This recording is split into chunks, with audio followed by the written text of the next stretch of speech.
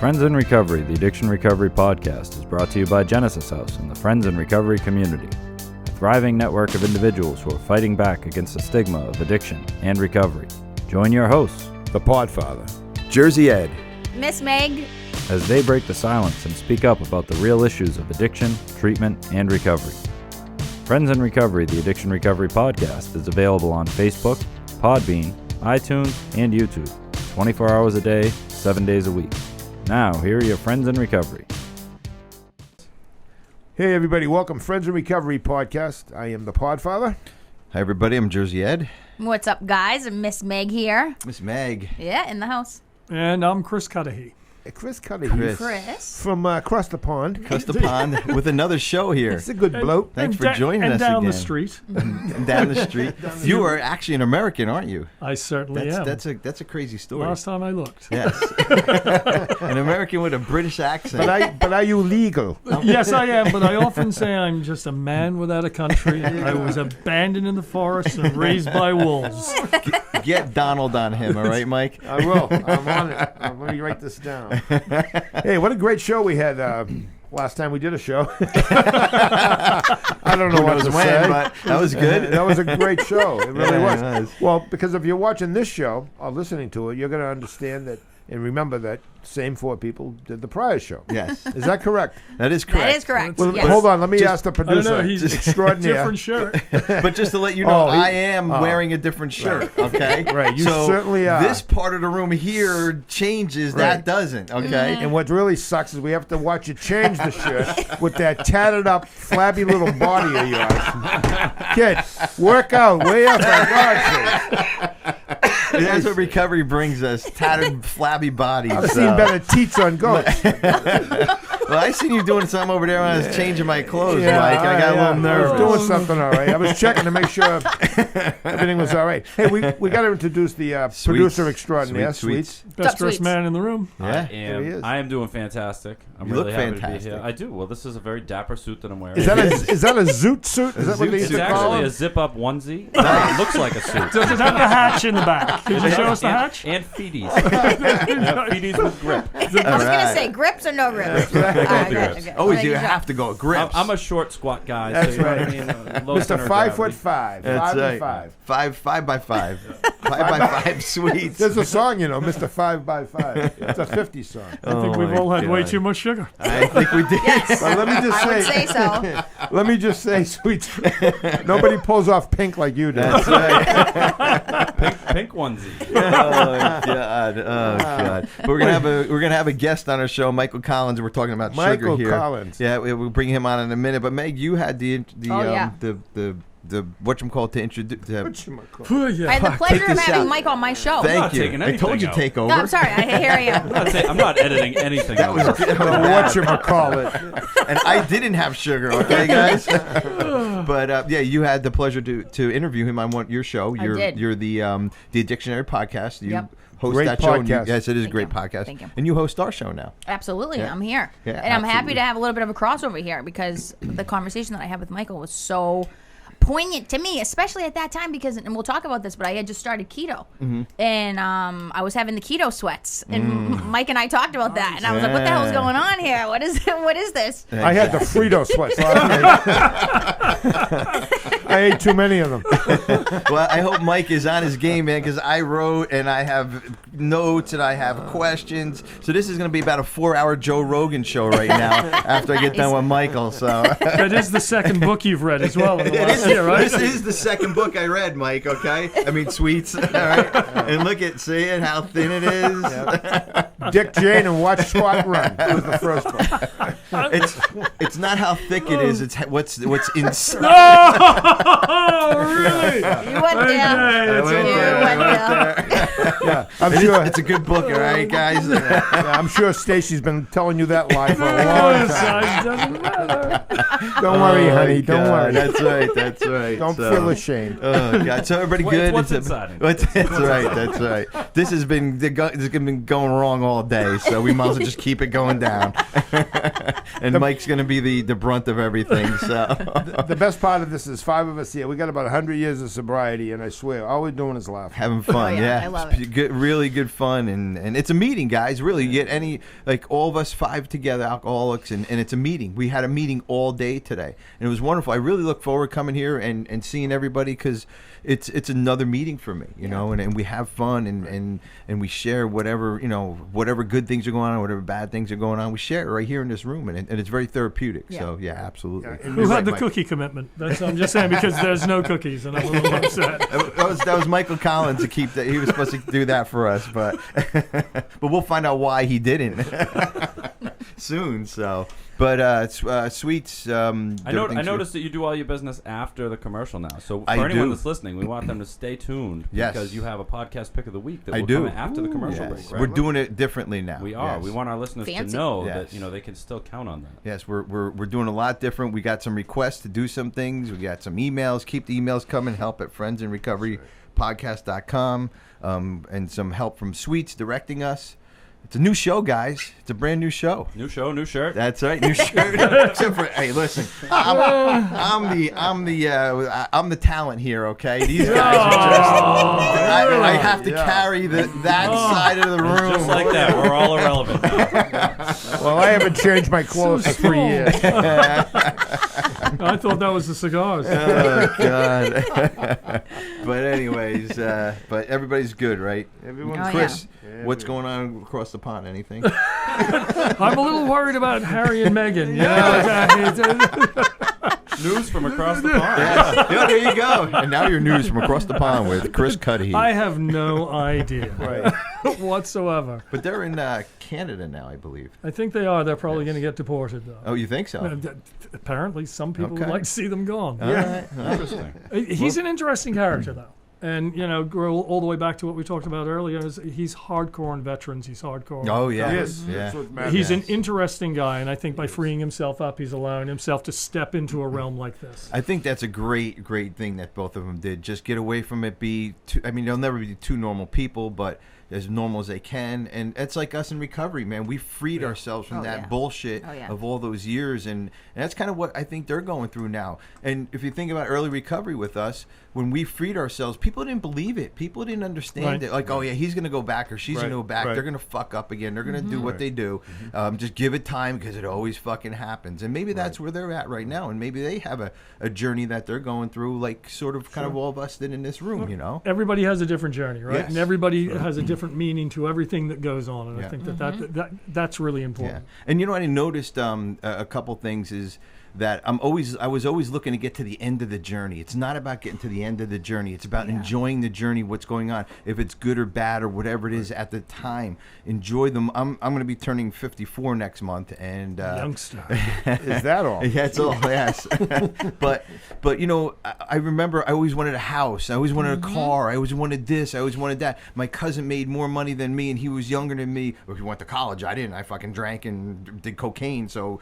He was, but I always wanted that, and I never enjoyed the moment. I never enjoyed the moment. Same thing with the marathons, Chris. I always wanted to get to the finish line. I never took it a mile at a time. I never, I couldn't wait for 26.2 because then I can wear the medal. I can be proud. I can say I did it. It's not about the finish. It's about the journey. It is, and it's important for me anyway. Again, I go back to what I've lived the last 4 years, which is unionism, which is working with the unions and trying to change the way we look at our lives and change the way that our members look at themselves.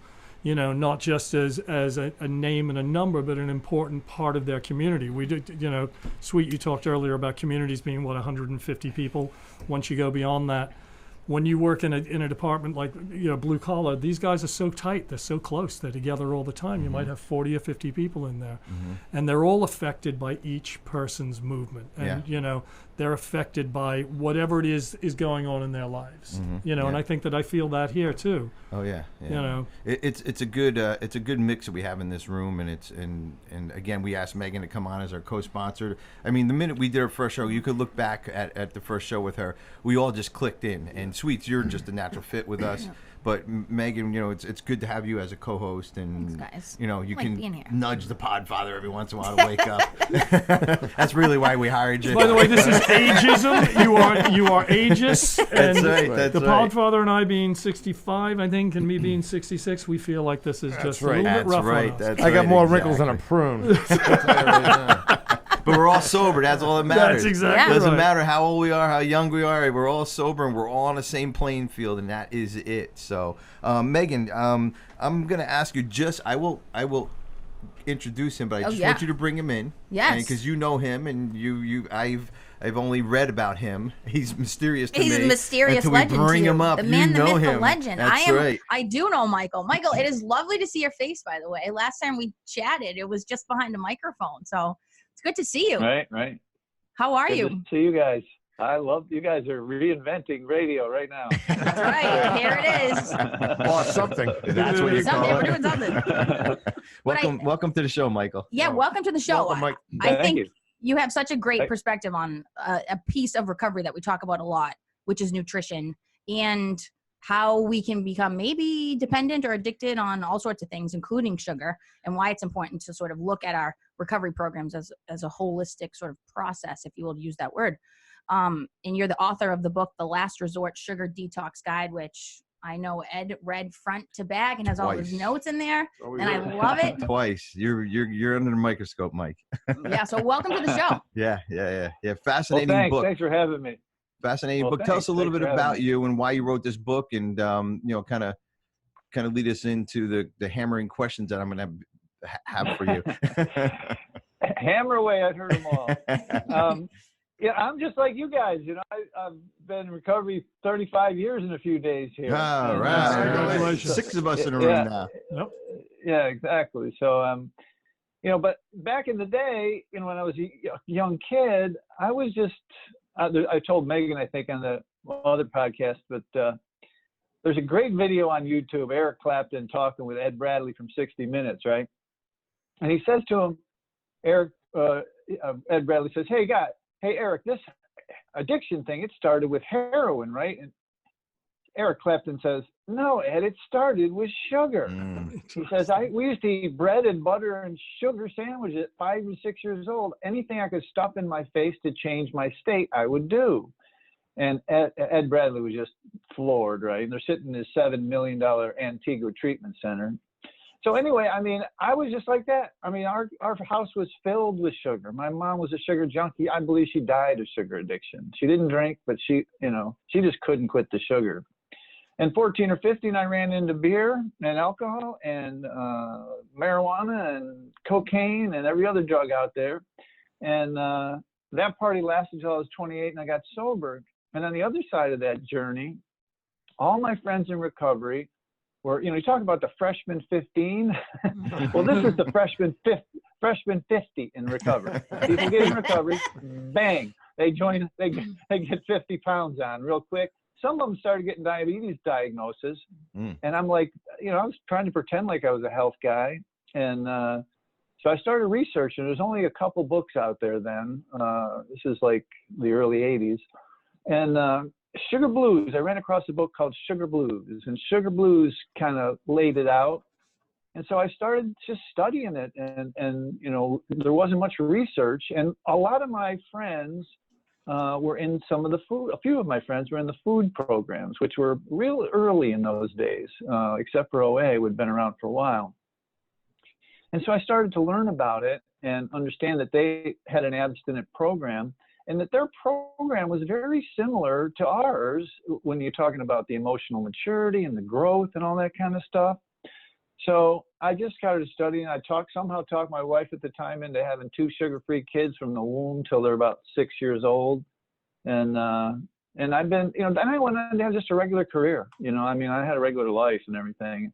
About 10 years ago, I picked up the domain sugaraddiction.com and said, what do I want to do with the rest of my life? And, I had been helping people along the way in the program. They used to call me the weird addiction specialist because I would talk about caffeine and nicotine and sugar. And they're like, are you sober today, Mike? And I'm like, yeah, but. And so anyway, that's the podcast version. It probably usually brings up more questions than it answers, but. Well, it's fascinating. How long have you been sugar-free? I mean, it says in a book, but how long have you been sugar-free? 30 years. I haven't had a cookie, a candy, a soda, or anything. Now, Wow. I've had a few accidental ingestations because of people swearing there was no sugar in the salad dressing kind of thing. But other than that, never at 30 years. So. But what brought you to this journey? Why? I mean, I agree 100% with you. I've always said, even before I read your book, I always said that sugar, I even when I get out and speak to other people and about my treatment center, about Genesis House, I always say sugar is our first addiction, hands down. Mm-hmm. We're giving it for good things, make us happy. If we're sad, it stimulates us. It makes us. My son, when he would eat chocolate, he would bounce off the walls. And it was the sugar, obviously. To quiet the kids down, go get a juice box, or go get some cookies, and it was a good thing. I think I remember going to the dentist and them giving us lollipops. Maybe it was a doctor. I was so fucked up I can't remember, but in those early years. But I remember going to the doctors and getting lollipops, and so what possessed you to get on this path of this sugar-free lifestyle? Well, like you said, early in the recovery, I was looking at it as, it was affecting me that way. It was I was drinking 16-ounce Mountain Dews, 6 or 8 of them a day, all kind of candy, sugar, ice cream, whatever. I had just really fallen back to sugar. I'd substituted one drug for another. And I had, zits all over my face, anxiety all the time. It was just, there was something there, and it was very compulsive in nature. I mean, when you're drinking that many Mountain Dews a day, you got to have the acquiring, although it's not the same as acquiring drugs, it's a pain in the butt. So, and you can't be without it. And so the behavior was modeling, right? And I don't want to say regular addiction, because I actually believe this is the gateway drug. Mm-hmm. This is addiction. And so many people, 100, 200, 300 pounds overweight, cannot quit this thing. They're losing limbs and going blind, and they can't quit. And that, to me, is the definition of addiction. Just that it was working that way in my body. That's how I felt anyway. I read in your book, the one part was it says that you're obviously in recovery, but AA meetings, coffee, caffeine, cigarettes, sugar, they promote right then and there. I know we have to get the drugs and alcohol out of your system, but sugar, how many times do you go to an AA meeting, guys, and there's cookies all over the place? Always. And right, and sugar, putting 10 pounds of, I always say, you want a little coffee with your sugar. That was my big thing I used to say all the time. And once I got clean, I got into recovery at 28 years old. I stopped drinking sugar in my coffee. I don't like eating sugar. I feel I need it once in a while, like in the middle of the night at a hotel room when Ben and Jerry's calls me downstairs to grab a pint and run back upstairs and have my way with them in bed and throw them out and after they're done. But and it's bad. It's really bad. And I like here, you said sugar and flour are very powerful psychoactive drugs. Can you explain that a little bit? I love that saying. Well, in the old days, it was anecdotal in OA and all the 4 offshoot meetings, Food Action Recovery Anonymous, CAA, there's 2 others. But it was anecdotal. But now, in the last 5 years, literally, the brain science has proven this, under MRIs, as best as we can, the dopamine receptors in your brain are activated the exact same way. And it's dose dependent, right? It's because we do a little heroin, a little cocaine, a little alcohol, whatever, but we do 17 teaspoons average a day in America, and 150 pounds. So it's dose dependent. We're always pounding our dopamine, serotonin, norepinephrine, GABA, all of these brain chemicals. These are brain reward chemicals that are very, I don't want to say fragile, but I mean, they were not evolved to take this kind of beating, this kind of punishment. And it is a proven fact that people with heavy habits have down-regulated dopamine. And I think if you do studies in alcohol and drug recovery, it's really that dopamine. It's like we got short-shifted a little, I think addicts did, because we have I think through the placental barrier personally, that we have less dopamine receptors, right? And so we're always trying to get we're not trying to get a sweet taste in our mouth. We're trying to keep that dopamine hit up and to avoid withdrawals. Well, what a great So that's great concept. I'm listening to you, and I can relate to everything you're saying. I don't use sugar for anything, but I have cookies. I eat all that junk, and candy bars, and I know when I go without, and when I dig into my first one, right away I'm singing. I'm feeling great, and I never thought of it. I really have never thought of it. I've never read any of these articles or books or anything. But what a great what a great guest to have on. Yeah. Mike, we're going to take a quick break here, but when we come back, I want you to tell us the Halo story, if you know what I mean. sure, All right. sure. Friends in Recovery podcast. We'll be right back. Since 1992, Genesis House has been helping real people heal from addiction on their private recovery campus in beautiful Palm Beach County, Florida. Their family-owned program is accredited by the Joint Commission and offers detox and dual diagnosis treatment in a comfortable and confidential setting. At Genesis House, they focus on treating the underlying causes of addiction. Their comprehensive approach includes psychiatric care, individual and small group therapy, trauma healing techniques, and holistic care including yoga, massage, and animal-assisted therapy. After treatment, their clients enjoy the lifelong support of a nationwide network of Genesis House alumni. Call Genesis House today at 1-800-737-0933 to speak with someone who understands. Visit them on the web at www.genesishouse.net. It's time to start your journey to a long and successful recovery. Hey, everybody. Welcome back. Friends in Recovery podcast.com. I am the Podfather. Hello, everybody. I'm Jersey Ed. Yeah, I am Miss Meg. Miss Meg. Sorry, that's my thing to say. Can you let me go? That's my thing. Yeah. Elbow Miss him in Meg. the head. Shut the Hi, fuck Meg. up, How are you? Chris. I'm great. Hey, we have a great guest today. We have do. Michael Collins, and we're not talking about the Michael Collins of the Or Phil, 20s. his brother Phil. But real quick, I want to just do some business here. I'd like to thank Genesis House for supporting the show, Friends in Recovery. Without Genesis House, we couldn't do this. Thank you guys down at Genesis House. Friends in Recovery community of support events across the country now. It's growing. We have Palm Springs, Florida, Marlton, New Jersey, Newtown, Connecticut, and Brooklyn Park, Minnesota. All up and running meetings. They're Friends in Recovery meetings sponsored by Genesis House, and it's kind of our alumni meeting, and we ask you to bring some guests to it, and they've been really good turnouts, and it's been a really good community event for all those places. And if you do want to start a meeting somewhere, let us know. Email us at help@friendsinrecoverypodcast.com. And we will get you guys the kind of blueprint to get it going and how to start it. Friends in Recovery, the Addiction Podcast, is powered by your likes, follows, subscribes, and shares. Do us a favor and leave us a 5-star review. All the stars. That's right, 5. Right above my head. See them? All the stars. See them all? There Yep, you go.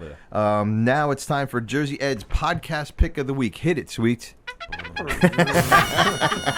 I'll just add this on.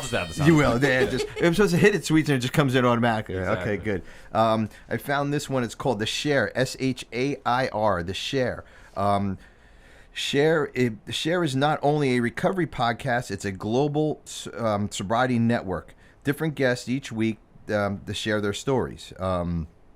Host Omar Pinto in recovery. He's a life coach and a sober expert. It's just everyday people sharing their story. It's kind of like a regular podcast, but I just kind of want to get it out there and let everybody know it's a really good podcast, and they really do have some good guests. So. Well, if anybody knows podcasts, Jersey Ed knows Yes, sir. podcasts. Yes, sir, I do. So I'm a podcast aficionado. So Correct. Constantly He listen. loves playing with papers and books by the microphone, banging into the microphone. I know. I got so many questions I got to ask Mike. Mike, this is another 40-hour session after this, okay? We did 20, but now you're going to do another 40 hours. So, oh, God. Before we left, before we went to the break, I mentioned something about the Halo story. Meg remembers it. I kind of told it half-assed to everybody before. Why don't you tell our listeners and viewers the real version of it now? Yeah, I mean, people ask during detox why they have the night sweats, right? And literally they soak their bed. And, they're like they think there's something wrong with them, but when my mother used to tell me, Mike, you were a perfect angel. And I said, yeah, come on, Mom. Everybody says that. Every mom says that. But she said, no, really, when you would go to sleep, on your pillow would be this halo of sweat. It would be round and your hair would be all wet and you look like an angel. And I had never seen this in my kids, right? Now, remember, my kids are raised sugar-free from the womb till they were 6, right? So I'll never forget the day of that birthday party. It was at a roller skating rink, and, the cake and ice cream came out, and both their heads, they're twins. They look up at me, and they're like, Dad, they didn't have to say anything. They said, Dad, can we have cake and ice cream, whatever? And so we gave in. We caved in. We had been fighting the kids' parents and the Montessori school and the regular school grandparents. Everybody thought we were depriving them or something. So we just gave in, and we came back to our senses the next day. But you probably know what's coming. I walked into the room that night, and 2 kids, 2 halos, 2 soaking wet heads, 2 soaking wet nightshirts. My kids were in sugar withdrawals, and I hadn't seen this in 6 years ever. So it was pretty much solid information for me as far as continuing on the path we were on. So, it's a great and so story. when people do that, when they do have a detox, they should know that this might be part of it. Well, we talked about that on my show too, of starting the keto and then me having a little slip where I had some sugar, and then I woke up the next morning and I was completely drenched. And I think to your point, and here's my question for you, because I think our listeners could greatly appreciate, I appreciate this information. I already shared with you on my show that my best friend raised all 3 of her kids, no sugar from the womb. I think it's incredibly essential. I think it's an overmissed part of parenting when we talk about nutrition and how it impacts a child's behavior. But what prompted you to make that move, and how do you recommend people make that move if they are interested in raising their kids without sugar? Yeah, no, it's a great question. I'm just a real huge believer in the first 1,000 days of brain development. It just grows so fast. And, the experiment worked, and we can get into that if you want, but their brain developed very, very well. And one of the things your audience probably wants to hear, I think, is just because, anecdotally, and, sometimes the stigma still exists for recovering folks, but this is a true fact. It's the first time in history, this has only just happened just before Christmas. So the American Pediatric Dental Association, the American Pediatric Association of Doctors, the American Heart Association, I always forget the 4th one, 4 American Doctor Association, medical associations, along with the Robert Wood Johnson Foundation, which is one of the largest nonprofits in the world, made a public statement that they think children should have zero sugar sweetened beverages from the womb until they're 5 years old. That's the first time in history that kind of a cooperation has happened, and that's what it happened for, was sugar. So, as far as raising kids, we have complete control of our kids for the first 4 years. There's no ifs, ands, or buts about where their food is coming from, okay?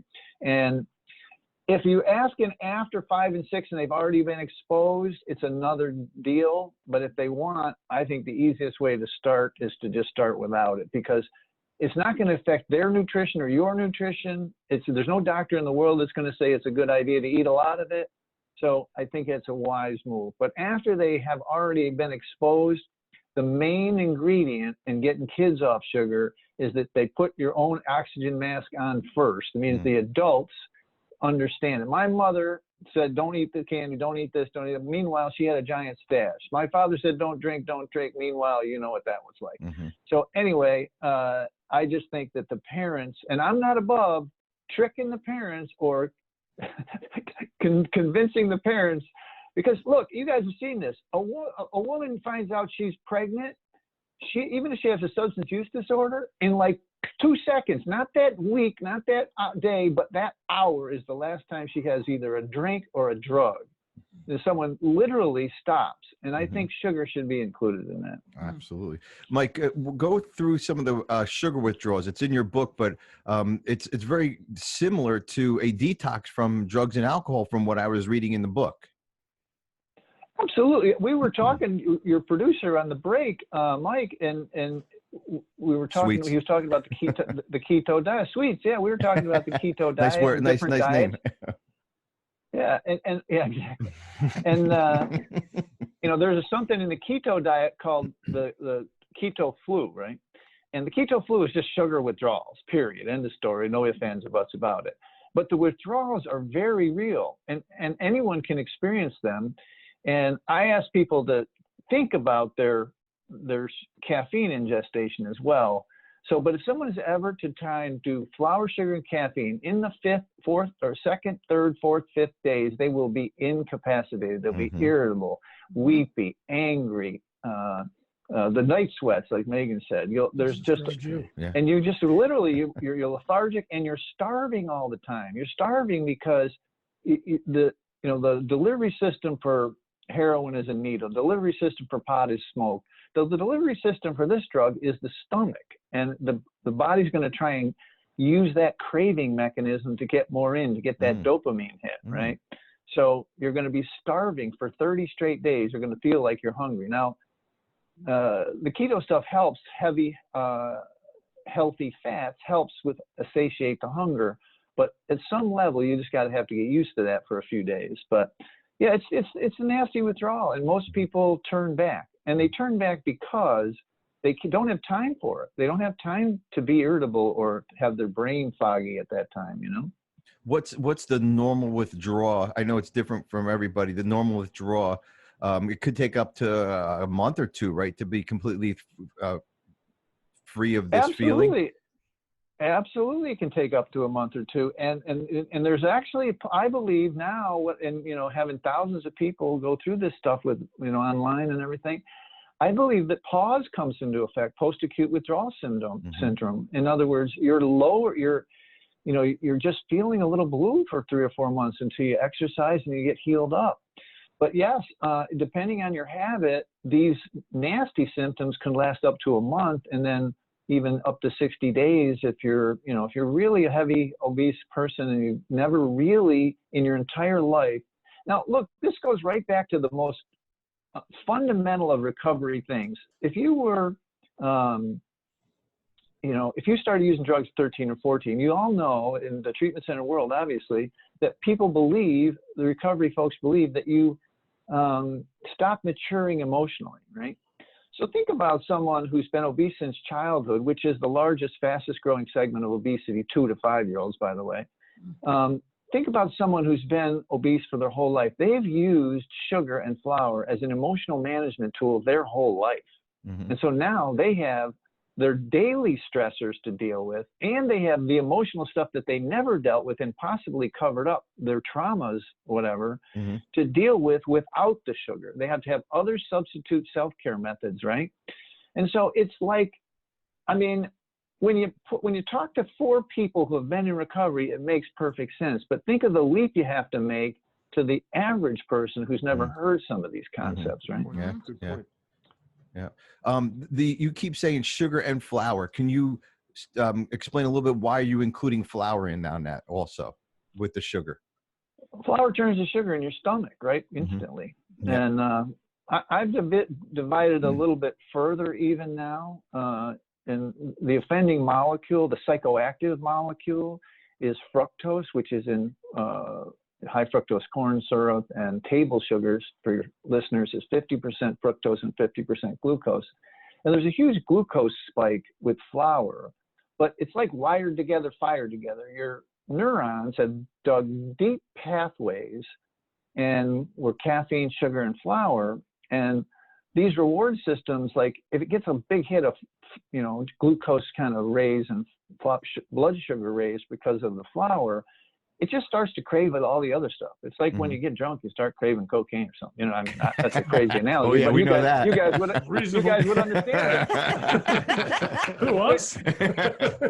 What's cocaine? It's the same kind of thing. Like you get groggy on the processed foods. You got to have caffeine to get you rocked up, and then nighttime can't have any more caffeine. You got to have a little more processed food to get you back down again. So I know it sounds like real druggy, but think it through. It's kind of real. Absolutely. All I want right now is a Snickers bar. By the way, I swear to God, I'm just thinking, give me a Snickers. Real quick, everybody's saying this guy's been sugar free. Does he eat an apple? Does he eat blueberries? Does he eat, or do you eat fish, chicken, shrimp, and beef? Is that all you eat? And those And blinds, greens, you know. lots of greens. But there is sugar in that. Yeah, no, there is. There's glucose in there for Yes. sure. But here's Okay. the thing. I stopped using grains about 3 years ago, and oats and rice. And the fruit thing, you're going into Pandora's box. I mean, we're getting a long way in for the folks, you know. And I'm trying to Even cover recovering everything. folks. I'm sorry. Yeah, but the sugar thing is like, again, the offending molecule, in my view, the cycle, and I've asked Robert Lustig, an eminent sugar researcher, and Gary Fettke, and Fettke has a YouTube video called "Is Fruit Good for You?" Right? And I asked him at a conference, point blank, to his face, is fructose a psychoactive drug? Yes. Didn't let me finish. Lustig, same thing. Didn't let me finish, right?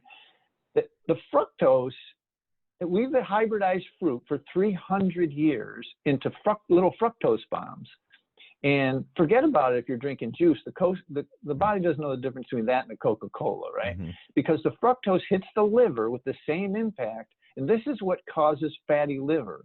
And we now have fatty liver in children, okay? They don't drink any alcohol. Mm-hmm. It's from the fructose because it can't be processed anywhere else. And it's the fructose that's affecting the reward systems in the brain, right? And so, you know, I never signed up to be the anti-candy man. And it's even hard, like for like you guys in the recovery world who kind of, you know, get the logic of the argument. But remember, we've got to bring folks along who've never even thought about not eating flour or sugar. And fruit, I often say, it's like a step-down program for me, like a methadone or a Suboxone. A little bit of fruit is probably a wise move, like berries, which is low fructose, when you're coming off the processed stuff, okay? But eventually, like I used to have acne in my 50s.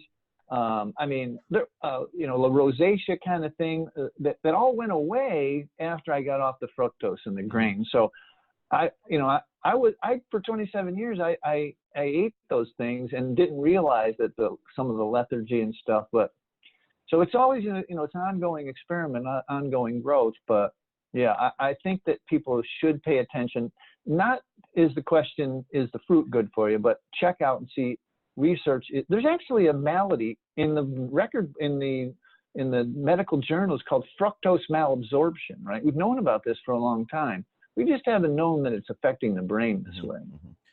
I also am going to jump ahead to the end of the book because we're running out of time here. If the panel has any other questions for you, but I like what you said in part of almost at the end of the book, that we're going to look back from the future and look back at our generations and say, I can't believe we gave our people sugar. I can't believe we were eating sugar like that. It's like heroin, or like, you know, like it's going to be like that. Right. Do you see that happening sometime?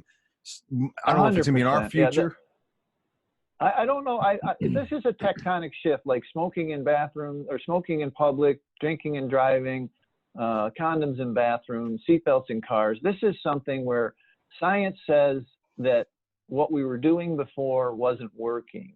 And the science is coming, and the science is here, a lot of it, most of it, if you're willing to research. Mm-hmm. So yeah, I mean, they're going to look back and just like they used to say they used to put cocaine in Coca-Cola, they're going to say, you know, they used to give sugar to kids, right? Right. It's going to be an adult treat. It's going to be an adult thing. Good, you know? Good. Yeah, that would be wonderful if that could happen. When I look, excuse me, Mike Miles here, Podfather here, Podfather here. But when I look at the statistics for childhood obesity, off the chart. I mean, you think in 2020 we'd be making some progress, but it seems like they're making no progress. And why do you think that is? Why do you think the progress, especially for the things that are most near and dear, what we love the most? If you're a parent, whether you're a biological parent, an adoptive parent, doesn't matter. As a parent, there's nothing I love more than as a human being, there's nothing I love more than my children. Why can't we get those stats to at least come down to some type of successful level? Your opinion. Well, yeah, no, it's a great question. Thank you. I'm the fastest growing thing we got going on in Facebook group is our sugar-free kids stuff. And the parents are very adamant, just like you said. And I believe that it's an enculturation issue. Okay, it's 300 years of sugar getting into the culture and not knowing yet that the science is the other way, right? And so, and not willing.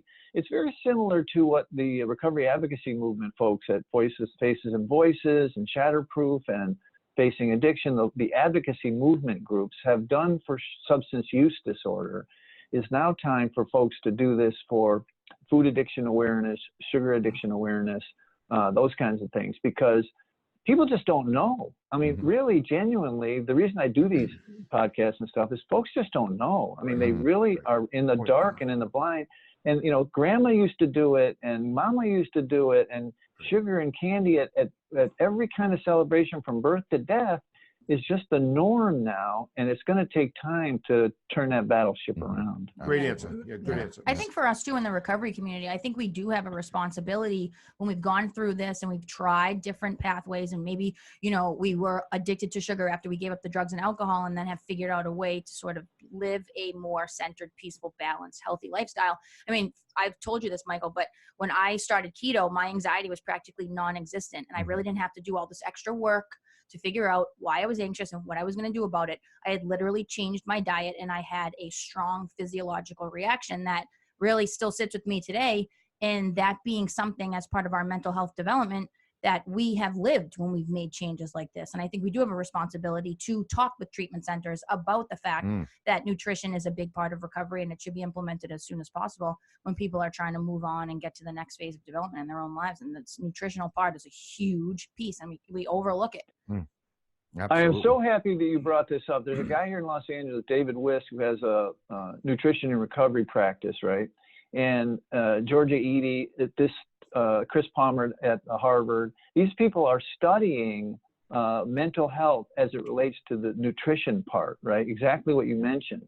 And people have these miraculous changes, whether they're recovering folks or not, where anxiety is lessened. They get off of SSRIs. A lot of depression is lifted when they get off of these ultra-processed carbs. So glad you brought that up. It's a very important thing for recovering folks and not, you know, anyone. Michael, just a quick one is, how do you defeat, and I harp on this, the corporate culture? Because the fact is that we, as you said, from birth, from the womb, we are told that sugar is the thing. And now we've watched it with tobacco, we've watched it with alcohol. So as we defeat it in this country, it gets pushed to the third world. And we see obesity rising in the third world. We see it rising in all the other cultures, yet we're not holding the sugar industry accountable. One, environmentally, the environmental damage, the local damage it does for the sugar farmers. We see the damage it causes to our healthcare system and the hundreds of billions of dollars that it costs every year. It's hard to get that message across to a parent because you're just being hokey. Sugar never hurt me. You know, I never had a problem. How do we get that message that so it doesn't make us look like, I don't know, you know, tinfoil wearing hat, you know, lunatics by saying, look, this is it. And it's tough. You know, I don't know where to go with it. No, it's a great question. And it comes down to two things. And I think Dr. Lustig is working, man got endocrinologist got a law degree in his 50s to start affecting policy. Exactly what you're talking about. Personally, because I came through the 12 steps and grassroots recovery, I believe in the grassroots up movement. Then I think it's a combination of both. We have to do both. We have to do both things. I think such miracles have happened, you know, big pharma is being sued, and from this new recovery advocacy movement, the folks who are out there recovering out loud and telling their story. And I think what's happening, well, it is happening. I'm a chairman of the board of the Food Addiction Institute, a nonprofit 501c, and we're telling people that if they've, you know, lost 100 pounds, 200 pounds, if they've changed their life in any way by going abstinence, flour, and sugar, they need to tell their story, right? And it's this lack of anonymity that is essential in the movement forward of the information, right? Like the stigma was a lot worse when everyone at that table and myself got into recovery. We were junkie. Now it's kind of cool, you know, movie stars and the whole nine. But that happened with a lot of work, you know, a lot of work of advocacy folks, and we need to get that happening in this world. and it's going to take even longer because you're talking about there's a person or a group in the way, which is the food producers, which, by the way, all got bought up in the mid 80s by the cigarette companies. So you can put that two and two together. There you go. Mike, you've been a great guest. Mike, real quick before you go, this is your book here. We're showing it up. Do me a favor. Tell us how we can get a hold of this. This is a really good book. I didn't stop 100% eating sugar, but this book helped me cut immensely down, hugely. And Meg, I'm sure you can attest for the same. Yep. Let us know how you can get it and your Facebook page and all that stuff before we let you. Yeah, just go to sugaraddiction.com and there's a big picture of the book. Just click on it. It's a free digital download. If you can go to Amazon and pay for the paperback that you're showing, but you can get the digital version for free on the site sugaraddiction.com or sugaraddiction.com/book, whatever. And the page comes up when you put Sugar Addiction in Facebook. It's Sugar Addiction /Quit Sugar Now. Every day we're putting stuff out, information and science, mostly science about what's going on. So excellent. Michael Collins, thank you very much for joining us. Great we really show, appreciate Thank you, it. Michael. Thanks, Yeah, Michael. sweet. you guys are the greatest, man. I wish they were all this much fun.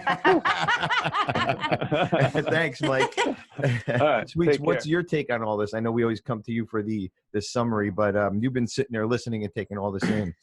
I've been thinking about a Reese's Thin. I'm not gonna lie, I have a bag behind the microwave in my house. I'll tell You better too many people share, about baby. that. Yeah. I'll tell too many people about that. But, I mean, I was thinking about the drive for sugar, and while you guys were talking about the detox, and while you were talking about the months, and while you were talking about the craving and stuff like that, I mean, I couldn't help but think about my own, relationship with food. That it is. It's a relationship with food, and it's a very private and intimate relationship I have with food. Most people don't question it. And so, when I was hearing Mike talk about, how people try it and then they give up, I could imagine me trying it and then being able to justify it the same way that an alcoholic might justify alcohol. While other people are doing it, it's not that big of a deal. Maybe I can just control it. And, I bring that same rationale to the table, which is that, I could get 15, 20 days into it, but I just don't have time for this shit. Yes, You know what I that mean? is it. Just don't have time. And I'm watching TV and I'm watching an industry try to sell me as a consumer on the fact that this one has only 100 calories and this one has less sugar. I'm like, well, fuck, I mean, that one looks good. And that guy looks like he's having a really good time. He's thin. He looks happy. And he has a hot girlfriend, and they're eating it together. I want what that guy's got. I don't want to. Snickers ad. Yeah. Penny White. I don't want to go exactly. I don't want to go cry at my pillow. I want to fucking snack. So it's easier. Like I thought about me giving up heroin, and crack and cocaine and drugs that we've talked about in the past, and it was really easy. It was easier for me to justify. Well, that shit is bad. You know what I mean? Like I wasn't watching commercials of people happy. Like the only thing I knew about crack is like we were all locked in a room. Worried that someone knew what we were doing. Like when I was doing heroin, I was like, shit, I could die. Is everybody paying attention to me? And when I stopped, it was so much easier to just be like, no, I can't do that. That's bad. Like, and I had to call a drug dealer, and I had to go do some weird shit to get it. And I felt bad about myself. There was all kinds of guilt and shame. I mean, at any point, I could pull out a Snickers bar and crush it, and people would just talk to me through it. You could do like, that looks good. Yeah, Can I have some of that? And I'm like, yeah, well, you want to do it together? You could probably even eat a Snickers bar and drive, right? I mean, I obviously buy the cute size bars, so yeah, we can split it. So there's definitely it's harder. I think it's more significant because like Mike and I were talking on the break. It's from the beginning we are hardwired to chase that feeling, and if during the first 1,000 days, as he said, you are sugar free, then your brain is being hardwired for a different level of pleasure. You're finding a different way to self-soothe. You're not seeing food as comfort. You're seeing food as fuel. And I really think that where for myself, I'm 43 years old. I'm fighting a battle for an addiction that started when I was a kid, and I'm fighting it. It's uphill. Yeah, and you have no support either. There's no support for it either. Well, I mean, Michael's the only one that I know of that can support this book. I've never seen anything else before. There's not AA meetings for sugar. There's OA, but it's a little different. Well, I had someone tell me that they were going to cut sugar out of their life a couple months ago, and I was like, why? And then they told me, and they tell me about the benefits, and I'm like, all right, well, I mean, okay, I'll try. Mm-hmm. And then I did. I think I don't even know. Maybe I did. Maybe I didn't. I wasn't watching everything I ate, but I made an effort, you know, to not intentionally eat sugar.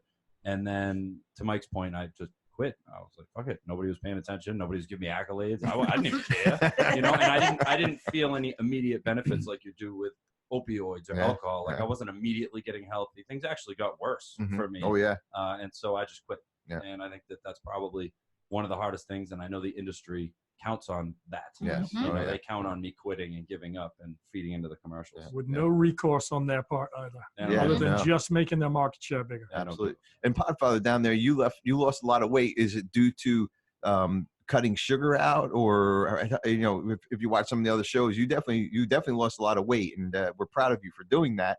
What was that part of your routine to cut some of that sugar out? Not really. I don't eat a lot. I don't eat sugar. I don't eat processed sugar. I eat fruit. I do have candy bars once in a while. Sugar's not a big thing for me. I don't use it in my coffee, my cereals, my oatmeals, nothing. So no, I don't think sugar was the culprit. I think it was other things. Pasta. Well, like you were saying, pasta, flours, all that stuff too. Breads, it's all in there, and it turns into the sugar in your stomach. So absolutely. But yeah, it's Those just are sneaky sugars. They are sneaky sugars. Yes. Sneaky. Oh, good. Oh my I had pasta for God! lunch. You did have pasta for lunch. Yeah, it feels so good. And you you want hit- to take a nap. And you hit it with some vegetables. He's like, yeah, put some vegetables on. It'll be all right. Oh, good job. The peppers burned the sugar. Yeah, there you It's all go. good. That's it. Why am I so tired? Oh my God! And we're all in recovery. Mike, you're a great guest. Thanks for everything. We appreciate it. Yeah, Mike. Thank you very much. We appreciate Well, you guys, it. thanks for having me. Keep up the good work. We'll try. Thank Friends in Recovery Thank you. podcast, everyone. Stay sober, everybody. Thank you. That concludes this episode of Friends in Recovery, the Addiction Recovery Podcast. Thanks to Genesis House for supporting those on the path to recovery and for keeping this valuable resource free for our Friends in Recovery community. Follow us on Facebook for past shows and updates. If you're interested in becoming a guest on the show, email us at help@friendsinrecoverypodcast.com. If you can't get enough of Mike the Podfather and Jersey Ed, you can catch them on Answering the Call, the First Responder podcast, available on Facebook, Podbean, iTunes, and YouTube.